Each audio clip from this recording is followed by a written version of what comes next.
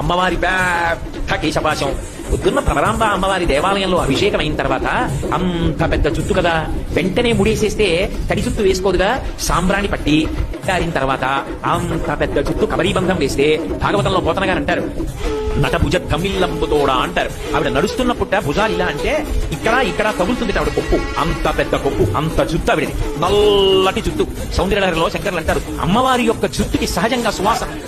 అటువంటి జుట్టు పెద్ద కబరీబంధం వేసి అవేవో చిన్న చిన్న పూలు కావు, జుట్టంతా ఊడిపోయి చిన్న కొప్పు అనుకోండి, ఆవిడకి పట్టుకెళ్ళి మీరు చామంతి పూల దండ ఇచ్చి పెట్టుకోండి అమ్మా అన్నారు అనుకోండి, నాకు జుట్టే ఉంది ఇంత కొప్పు చామంతి పూల దండ అక్కడ పెట్టుకోను, కనకాంబరాలు ఉంటే చూడు, అది జాజి పూల దండ ఉంటే చూడంటుంది ఆవిడ.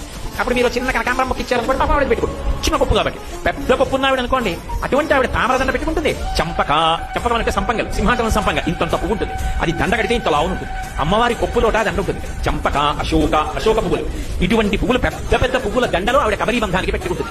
అటువంటి కొప్పు ఎర్రగా తెల్లగా పచ్చగా ఆ పువ్వుల దండలు పెట్టుకుని ఆవిడ కొప్పు కనపడింది అనుకోండి, ఆ శ్వాసనలు గుబాడిస్తున్నాయి, అందులో సూర్యచంద్రులు పెట్టుకుంది, మధ్యలో నవరత్నాలతో పొడి పెట్టుకుంది, ఆ కొప్పు కనపడింది, ఆ శ్వాసనలు గుబాడిస్తున్నాయి.